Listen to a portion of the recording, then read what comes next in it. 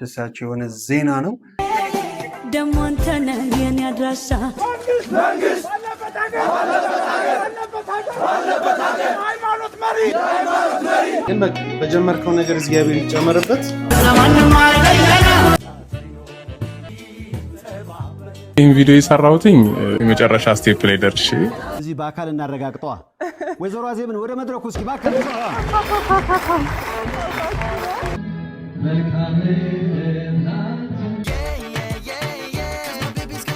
አሁን ሰዓት ላይ ፌክ የሆነ ጧፍና ዕጣን ገብቷል። ሰላምና ጤናን በያላችሁበት እመኝላችኋለሁ። ይህ ጊዜ የተሰኘ ፕሮግራማችን ነው። እንደምን አላችሁ የተወደዳችሁና የተከበራችሁ ውድ ቤተሰቦቻችን? በየጊዜው የሚሆኑትን ኩነቶች ወደ እናንተ እናደርሳለን። ያለንን ሀሳብ አስተያየት እንሰጥበታለን።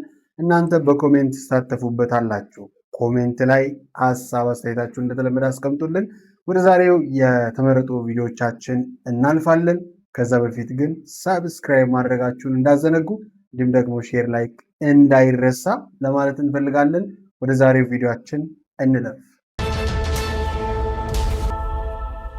ወደ ዛሬው የመጀመሪያ ቪዲዮአችን ስናልፍ ደግሞ የምናገኘው እጅግ በጣም አስደሳች የሆነ ዜና ነው። ይህም ከ13 ዓመታት በላይ በእስር ቤት በሳውዲ እስር ቤት ስትማቀቅ የነበረችዋ እህታችን ከ13 ዓመት በላይ በሳውዲ እስር ቤት ስትማቀቅ ነበረ። ብዙ ኢትዮጵያውያንም ሃይማኖት፣ ብሔር፣ ጎሳ ሳይል ሲረባረበላት እና የእሷን ጉዳይ ሲያስፈጽም ነበረ። ብዙዎች የሶሻል ሚዲያ ኢንፍሉዌንሰሮችም ተሳትፈውበታል። እጅግ በጣም የላቅ ያለ ምስጋናዬን ማቅረብ እፈልጋለሁኝ እዚህ ስራ ላይ ለተሳተፋችሁ። እንግዲህ እሷን ጨምሮ ዛሬ ብዙዎች እንግዲህ በሳውዲ እስር ቤት የነበሩ ወደ ሀገራቸው መግባታቸው ተሰምቷል። መነጋገሪያ ሆናም ሰንብታ ነበረ። ወደ ቪዲዮ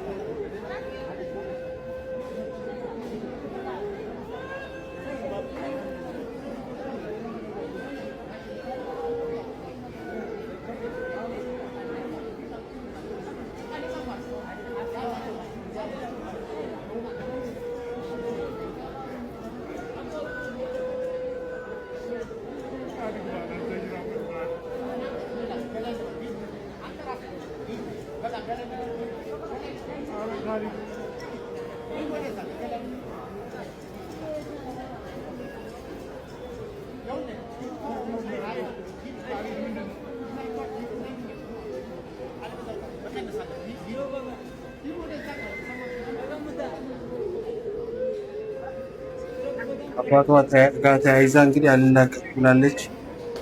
አስቡት እንግዲህ የሞት ደብዳቤ ነው ተቀደደላትና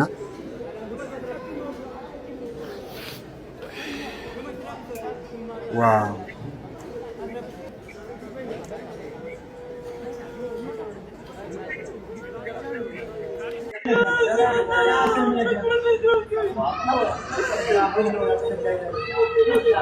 በቃ ማሚ እናመሰግናለን። እምባማይኔ ከቦሲያዶ ባዛለው አሳመርሻ ደሞ አንተ ነህ የኔ አድራሻ መጠሪያዬ መጠሪያዬ ስሜ ደሪያዬ ስሜ አንተ ነህ አድራሻዬ። ለይላ ኑርሰቦ እንግዲህ ወደ ሀገራው በመግባባቷን ተከትለው እጅግ በጣም በሚገርም ሁኔታ እንግዲህ በተለይ ወንድም ካሊድ ፋውንዴሽን ይህንን ጉዳይ በዋናነት ሲያስተባብር ነበረ። እዛም ኤርፖርት ድረስ ሄዶ በዋናነት ሲቀበል የሚያየነው እሱን ነው። ስለዚህ የተወደዳችሁና የተከበራችሁ ቤተሰቦቻችን እጅግ በጣም ደስ የሚል ኩነት እንግዲህ ነበረ ዛሬ ማለት ነው። ህይወት እንደዚህ ናት። ሰው ሲፈርድ እግዚአብሔር አይፈርድምና እግዚአብሔር አይፍረድባችሁ ለማለት ፈልጋለሁ። የሞቷን ደብዳቤ ቀዶ ወደ ሀገሯ እንድትገባ ያደረገ 13 ዓመት ሙሉ የመሞትን ስሜት የያዘች እቺ ሴት ስብራቷ ምን ይሆን? የእውነት አስቡት 13 14 ዓመት እስር ቤት ውስጥ መታሰር ማለት በእጥፍ 28 ዓመት እንደታሰረች በዛ ላይ ሴት ናትና ብዙ ስብራቶች አሉ። እቺ ሴት እንግዲህ በብዙ ልትታከም፣ በብዙ ልትታገዝ፣ በብዙ ልትጎበኝ የሚገባት ሴት ናት። እንግዲህ እዚህ ላይ ተረባርባችሁ ካሳንም በመክፈል በጣም ብዙ ብር በማዋጣት ይህን ጉዳይ ስታስፈጽሙ የነበራችሁ እግዚአብሔር ቤታችሁን ይጎብኝ ለማለት ፈልጋለሁ። እንደ አንድ ኢትዮጵያዊ እጅግ በጣም ደስ ብሎኛል። እድለኞች ናችሁ ለማለት ሻለሁኝ። ይህንን ይመስላል። እንግዲህ እናንተስ ምን ተሰማችሁ? ኮሜንት ላይ አስቀምጡልን። እንዲሁም ደግሞ አሁንም እንግዲህ በዛው በሳውዲም ጨምሮ በተለያየ ቦታ ላይ በሊቢያም የታሰሩ ወገኖቻችን ወንድም እህቶቻችን መከራ የሚበሏሉ እና ለእነሱም ፈጣሪ ጎንበስ ብሎ ይመልከታቸው ለማለት ወዳለሁ።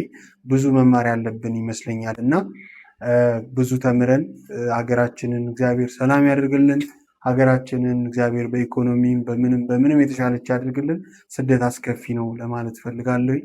እግዚአብሔር እንግዲህ ሀገር ውስጥም በብዙ መከራ እንግዲህ እየሞቱ ላሉትም እግዚአብሔር ምሕረቱን ቸርነቱን ይላክልን ለማለት ፈልጋለሁ። እንግዲህ ወደ ቀጣዩ ዜናችን ደግሞ ስናልፍ እጅግ በጣም በሚያሳዝን መልኩ እንግዲህ የሃይማኖት መሪ ሞቷል እና ትናንትና ወዲያ በፊት ይመስለኛል አንድ ቪዲዮ ሰርተን ነበር። በ5 ጥይት እንግዲህ የተገደለ የኢትዮጵያ ኦርቶዶክስ ተዋሕዶ ቤተክርስቲያን ካህን እንደተገደሉ እዚሁ ጊዜ ፕሮግራማችን ላይ አንስተን ነበረ። አሁን ደግሞ እንግዲህ የሙስሊሞች እንግዲህ ሼክ ወይም ደግሞ የሃይማኖቱ መሪ በሃይማኖቱ ቦታ ላይ ተገድለዋል። በዳንግላ እንግዲህ በዚህ መልኩ ሰው ሰላማዊ ሰልፍ ወጥቷል።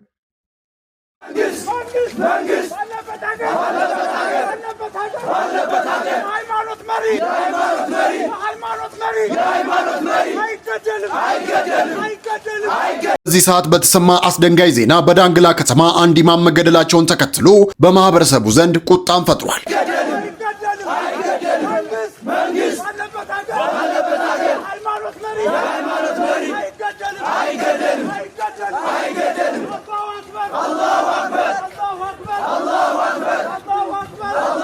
እንግዲህ እንዳያችሁት ህዝቡ ሰላማዊ ሰልፍ ወጥቷል። እጅግ በጣም በሚያሳዝን መልኩ እንግዲህ የኦርቶዶክስ ተዋሕዶ ቤተክርስቲያን አባት እንግዲህ ካህን በተገደሉበት በቀናቶች መልስ እኚህ አባት መገደላቸው ምናልባት የፖለቲካ ትርፍ ማግኘት የሚፈልጉ ሰዎች ሃይማኖትን ከሃይማኖት ለማጋጨት የተዘጋጀ ነው የሚልም እንግዲህ አንድምታ አለ። በአንድ በኩል ደግሞ ይህንን ግድያ የፈጸመው እንግዲህ የመንግስት ወታደር ነው ሚሊሻ ወር ሳምበዲ እንደዚህ ነው የሚሉም አሉና ምን ያህል እውነት ነው? እስቲ ኮሜንት ላይ እናንተ በቅርብ አቅራቢያው ላይ ያላችሁ በኮሜንት እውነታውን አስቀምጡልን ለማለት እንወዳለን።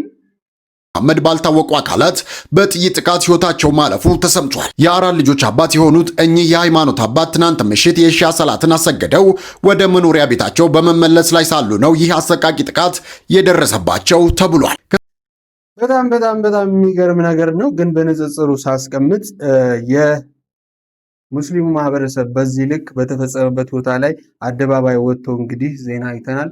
የኦርቶዶክሱ ግን ሲሞት ምን ነው ተኛችሁ? ኦርቶዶክሲያን እንዴት አባታችሁ ተገድሎ ሰላማዊ ሰልፍ አይደለም እንቅስቃሴስ ማድረግ ከበዳችሁ? ያን ያህልም አልተዘገበም እና እጅግ በጣም ልብ ይሰብራል። በአጠቃላይ ስጨምቀው ሀሳቡን የትኛውም የሃይማኖት አባት የመገደል ሁኔታ ውስጥ መገባት የለበትም። ሃይማኖት አባት ማለት ወጣት ቢያጠፋ የሚመክር የሚዘክር በብዙ ሚዛን የማይገኝ ነው የሃይማኖት አባት እና ስለዚህ የትኛውም ሃይማኖት አባት ሊሞት አይገባውም። ፍትህ ለሟች፣ ፍትህ ለሚሞቱት፣ ፍትህ ላጣው ማህበረሰብ ሁሉ ፍትህን እንመኛለን። ፍትህ በቃ መሞት አይጠበቅብንም ለማለት ፈልጋለሁ። ወደ ቀጣዩ ቪዲዮአችን እናልፋለን። እጅግ በጣም በሚገርም ሁኔታ የወጣቱን ተሳትፎ ያሳየ አንድ ቅንና መልካም የሆነ ወጣት በቲክታክ መንደር ላይ አለ። ዶክተር ኖን ይባላል። ይህ ወጣት ከትንሽ እስከ ላይ ያሉትን ወጣቶች በመደገፍ የራሱን ፍምስና አሳልፎ በመስጠት ማለትም ለሌሎች ለድርጅቶች ወይም ደግሞ ለባለሀብቶች ማስታወቂያ በመስራት ቻሌንጅ በማስጀመር ላይክ በሰዎች ላይክ እያስተባበረ ወጣቶችን ያግዛል፣ ከወጣቶች ጋር ይቆማል፣ እጅግ ደጋግ የሆኑ መልካም ስራዎችን ይሰራል። ይህ እንግዲህ በቦክሽነን በነገራችን ላይ በትክክለኛ ስሙ ቢኒያም ይባላል እና በዚህ አጋጣሚ እኛም አድናቆቱን ልንገልጽለት እንወዳለን። ወደ ዛሬው ቪዲዮ እጅግ በጣም በሚማርክ ሁኔታ ስናልፍ ደግሞ ከቀናት በፊት አንድ ወንድማችን ቶሚ ጁስ የተሰኘ አንድ ጁስ ቤት ያለው ወንድማችን ልከስር ነው መሰለኝ ብሎ ባዘንና በተሰበረ ልብ ባዶ ቤቱንና የሱን ስሜት ወደ ሶሻል ሚዲያ ለቆ ነበረ። ተብሎ እነ ዩቲናስ ጨምሮ ብዙ ቲክታከሮች ወደዛ ጎርፎ ነበር። ከነኚህ መካከል የዋናውን ድርሻ የተወጣ እስከ ማስተናገድ ድረስ ቀጠሮ አስይዞ ቲክታከሮችን ሰብስቦ እዛ ቦታ ላይ ያስተናገደ ዶክተር ኖን ወይም ደግሞ ቢኒያም ነው። ስለዚህ ወደ እሱ እንሄዳለን፣ አብረን እንመልከቱ። ቴንክ ዩ ለሁሉም ነገር አይስበር እንደዚህ ለመሰብሰብ ምክንያት የሆን ከናንተ ነው። በጣም እናመሰግናለን። አይስበር ጁስ አሪፍ ነው። ቦታው ነው የማይመቸው መሰለኝ እንዳየነው ከሆነ ግን በቃ በጀመርከው ነገር እግዚአብሔር ይጨመርበት።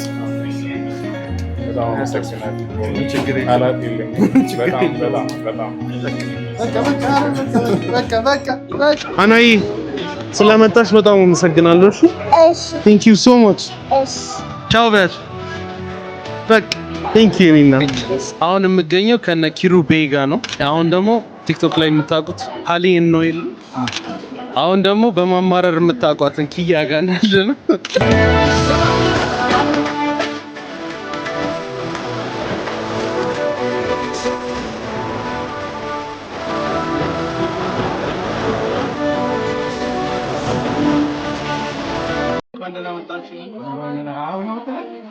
የክስረትን አስከፊነት ከተሳካለት ሰው በላይ የሚያውቀው የለም። እንደ አጋጣሚ ሶሻል ሚዲያ ላይ በዚህ ሰሞን አንድ ቪዲዮ አይቻለሁ። ቢዝነሴ ሊከስር ነው ብሎ ቪዲዮ ለቆ ነበርና እንደ አጋጣሚ ሆኖ እሱ አያስታውሰኝም፣ አብሮ አደጌ ነው፣ አብረን ተምረናል። ስለዚህ ይሄ ልጅ ሄደን አለን እንበለው። ስለዚህ ተከተሉ።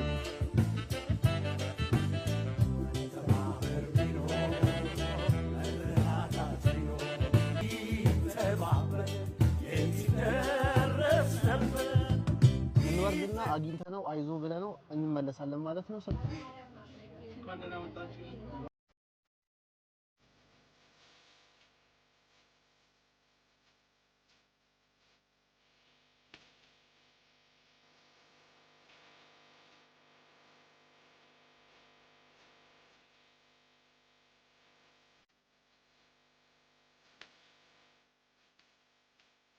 እንደሰማችሁት እጅግ በጣም በሚያስገርም ሁኔታ ቲክታከሮችም ጭምር ቤቱን አጨናንቀው ተመልክተናል። እጅግ በጣም ይበል የሚያስብል ነው። እጅግ በጣም መደጋገፋችን፣ ኢትዮጵያዊነታችን ውስጣችን እንዳለና እንዳልተቀበረ የሚያሳይ እንግዲህ ሳምንት ነበረ ማለት ነው። ይህንንም ተከትሎ በድጋሚ እንግዲህ ሌላኛውም ወጣት ለሁለተኛ ጊዜ ልከስር ነው ብሎ በዚህ መንገድ ዛሬ ቪዲዮውን ሼር አድርገዋል።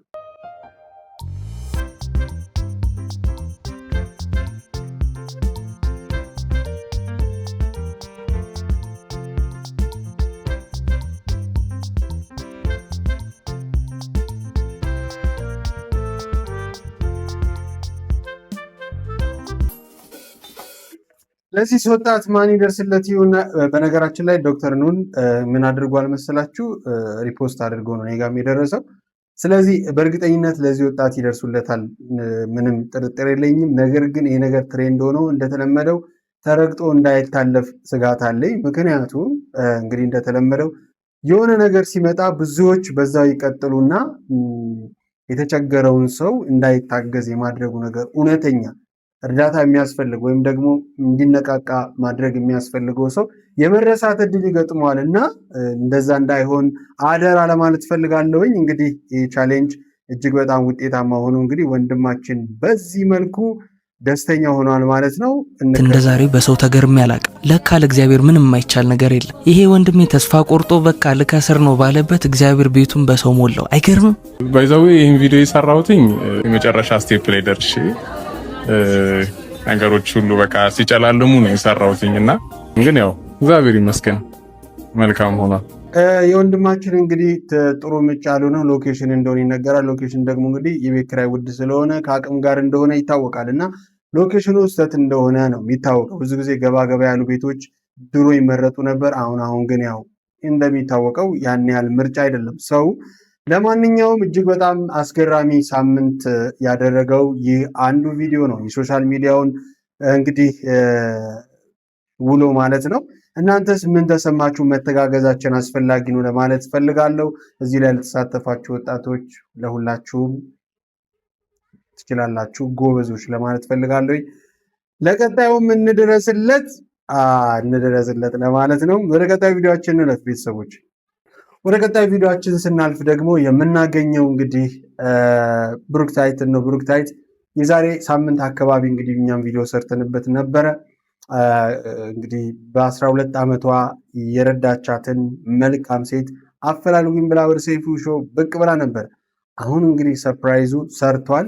እነሱም ወደ ሚዲያ መጥቷል። ሚዲያ ማለት ሰፊ ባህር ውስጥ እንኳን ብትጠልቅ የሚያገናኝ ነገር ስለሆነ እንግዲህ ሊገናኙ ነው መሰለኝ። እንየው። መስቀል ነው ለወይዘሮ አዜብ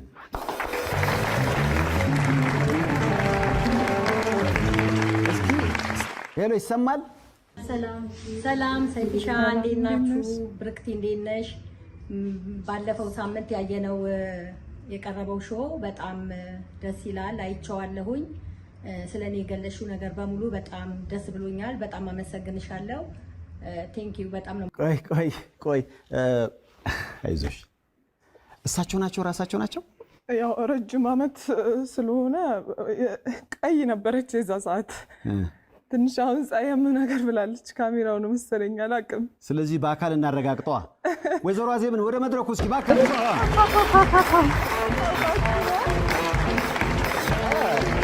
አሜሪካ ሀገር ነው ተብላ ነበረ። የሚገርም ሰርፕራይዝ በቪዲዮ ኮል ያገናኛቸው። እዛው ስቱዲዮ ሆነው ነው በቪዲዮ ኮል ያገናኛቸው። ደስ ይላል። መልካምነት ለራስ ነው ለማለት እንፈልጋለን። እንግዲህ ብሩክታይት እንኳን ደስ አለሽ። ምክንያቱም እዚህ ጋር አስተዋይነትሽም ነው የሚያሳየው። እንግዲህ ቀበጥ እንደሆንሽ እናውቃለን። ቀበጥ ዘና ፈታ ያለች ሰው ነች እና ከዛ ባሻገር ግን ቁም ነገረኛ ልብ እንዳላት እና አስተዋሽ ልብ እንዳላትም ያስመሰከረችበት ሳምንት ጊዜ ሆኗል ማለት ነው። እጅግ በጣም ደስ ይላል። እንግዲህ በቃ እንዲህ ነው። በቃ አስተዋይ ሰው ይገኝ ማለት ይህ አይደል? ወደ ቀጣዩ ስናልፍ እንግዲህ አዶናይ አክብረትን ሰርፕራይዝ አድርገዋል። እጅግ በጣም ደስ የሚል ነው። ምክንያቱም የአደራ ልጁ ነች እና ቪዲዮን እንመልከት።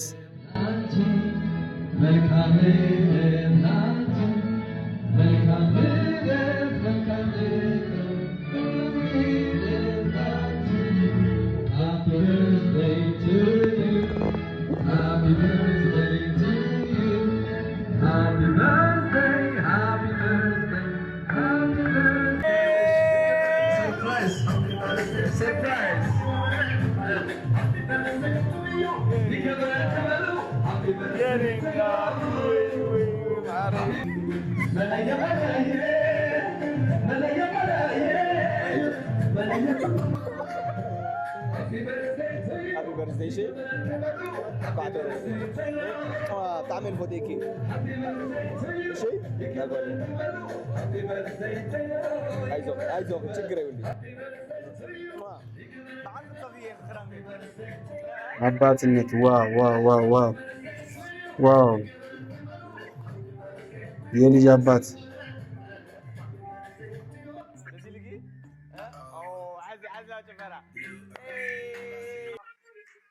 ደስ ይላል።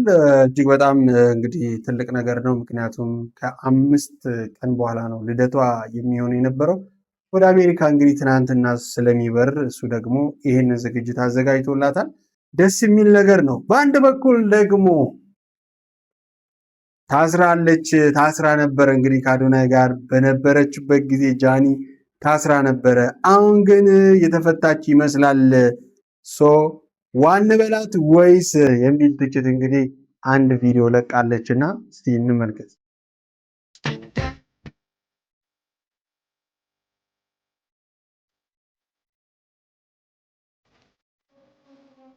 انت بحقي معروف ولا كما في الليل يلا خبيلا قصي قصي قصي